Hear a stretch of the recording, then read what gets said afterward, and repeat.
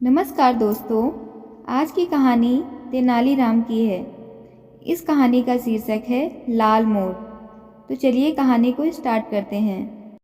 विजयनगर के राजा कृष्णदेव राय को अद्भुत व विलक्षण चीज़ें संग्रह करने का बहुत शौक था।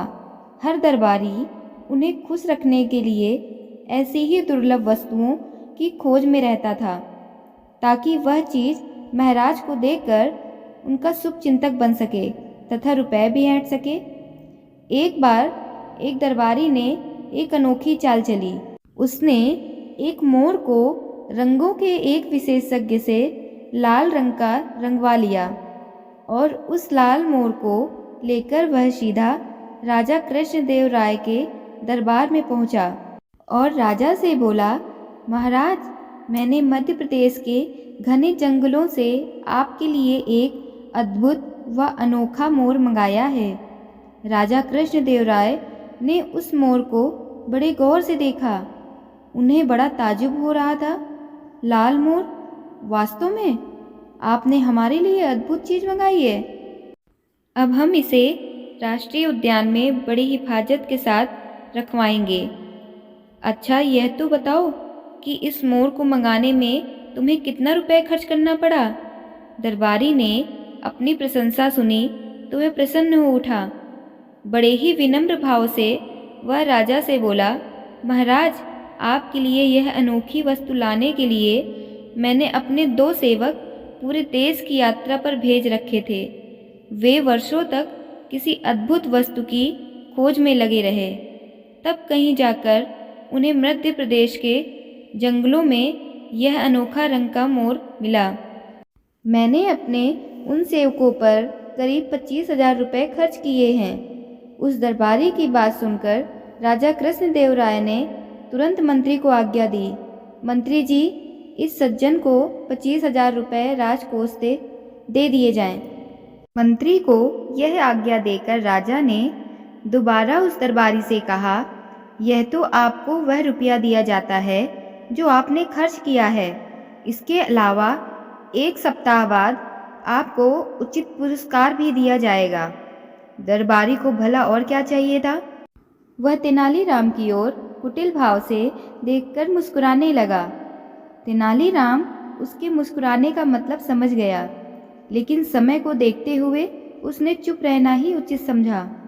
तेनालीराम यह भी समझ गया कि लाल रंग का मोर किसी भी देश में नहीं होता, कहीं भी नहीं पाया जाता।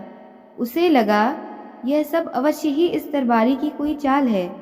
बस फिर क्या था, तेनालीराम ने दूसरे ही दिन उस रंग के विशेषज्ञ को खोज निकाला जिसने लाल रंग का मोर तैयार किया था। तेनालीराम 4 और मोर लेकर उस चित्रकार के पास पहुंचा।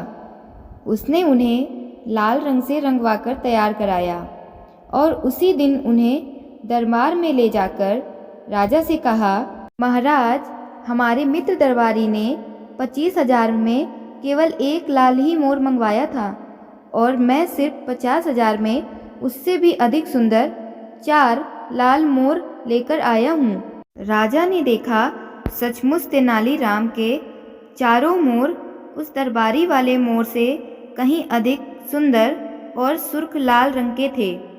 राजा को आज्ञा देनी पड़ी तेनालीराम को राजकोष से 50,000 रुपये फौरन दे दिए जाएं।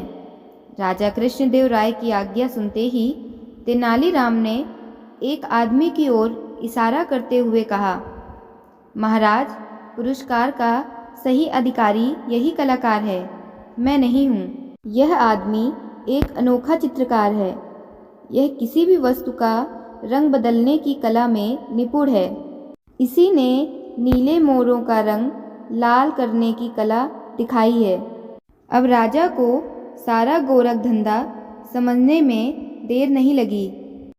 वह समझ गए कि पहले दिन दरबारी ने उन्हें मूर्ख बनाकर रुपए ठगे थे। राजा ने फौरन ही उस दरबारी पर 25,000 लौटाने के साथ ही 5,000 रुपये का जुर्माना लगा दिया और चित्रकार को पुरस्कृत किया।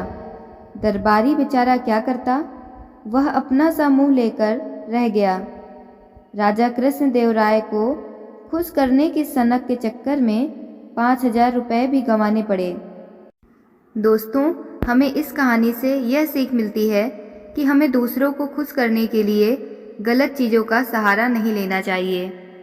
कहानी कैसी लगी कमेंट करके ज़रूर बताइएगा। कहानी पसंद आई हो तो मेरे चैनल को लाइक शेयर सब्सक्राइब करिएगा, और अगर आप ये फेसबुक पेज पर देख रहे हैं तो फॉलो करना बिल्कुल मत भूलिएगा।